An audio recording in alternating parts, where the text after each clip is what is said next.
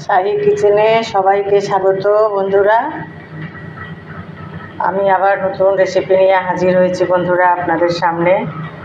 তো বন্ধুরা, কয়েকদিন ধরে কারেন্টের খুব ডিস্টারবেন্স, ফ্রিজের অবস্থা খুবই করুণ। তাই খুলে দেখি কিছু কিছু জিনিস ছিল ওখানে রাখা, তো আমি বার করলাম। যেমন মালপোয়ার গোলা ছিল বন্ধুরা, ডাল পুরির আটা পুর ছিল, আলুর, তো কটা আলু পুরি বানিয়ে ফেললাম। তার সাথে সাথে একটু ডিম পোচ বানিয়ে ফেললাম বন্ধুরা, আর মালপোয়াও বানিয়ে ফেললাম। তার সাথে বানিয়ে ফেললাম কয়েকখানা রুটি। যারা তেলে ভাজা জিনিস খাবে না বন্ধুরা, তাদেরকে আমি রুটি খাবে। তো বন্ধুরা, আমি পরিবেশন করছি, আপনারা দেখুন। রুটির সাথে দুটো ডিম পোচ বন্ধুরা। তার সাথে দিয়ে দিচ্ছি আমি কয়েকটা আলু পুরি।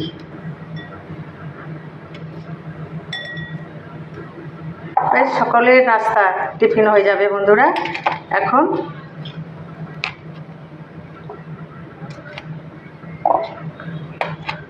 তো এইভাবে বন্ধুরা, কোনো জিনিস ফ্রিজের মধ্যে থাকলে আপনারা কোনো সময় অপচয় না করে সাথে সাথে ওর একটা ব্যবহার করে নিয়ে পরিবারের সকলকে তৈরি করে খাইয়ে দেবেন বন্ধুরা।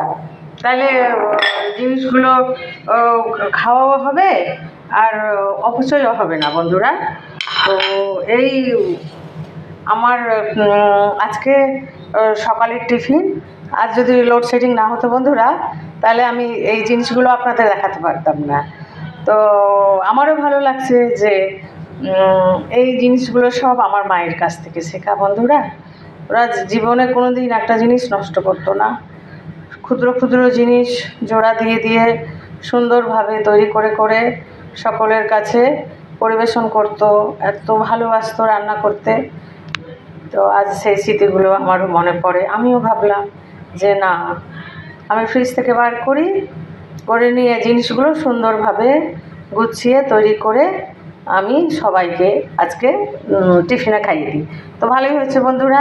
এই হচ্ছে আমার মালপোয়া, এই আমার ডিম পোচ, দুটো রুটি, তার সাথে হয়েছে আলু পুরিটাও ভালো হয়েছে, সবগুলোই ভালো হয়েছে বন্ধুরা।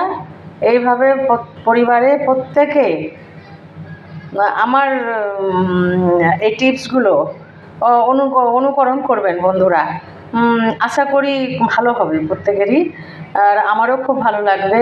আপনাদের কোনো কমেন্ট থাকলে আমাকে আমার কমেন্টে লিখে জানাবেন বন্ধুরা।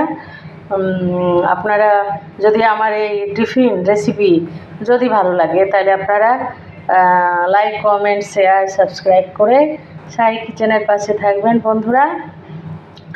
আর নতুন বন্ধুরা হলে বন্ধুরা, আপনারা সকলে আমার সাবস্ক্রাইব করবেন। সকলকে অনেক শুভেচ্ছা জানাই। ভালো থাকবেন, সুস্থ থাকবেন।